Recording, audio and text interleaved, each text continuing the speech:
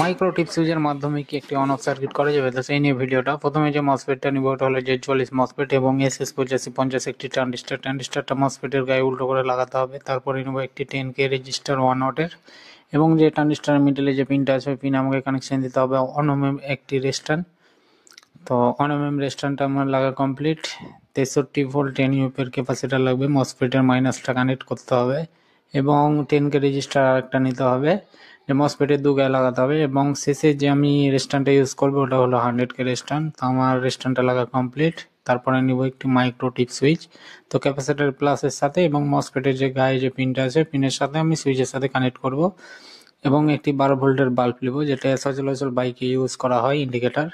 তো আমার বাইকের যে লাইটটা আছে ওটা আমি ট্রানজিস্টারের সাথে লাগা কানেকশন দিতে হবে এবং ব্যাটারির তার সংযোগ করলেই আমার কিন্তু সার্কিটটা রেডি। আমি এখন চেক করব এই যে অন হলো এবং অফ হলো।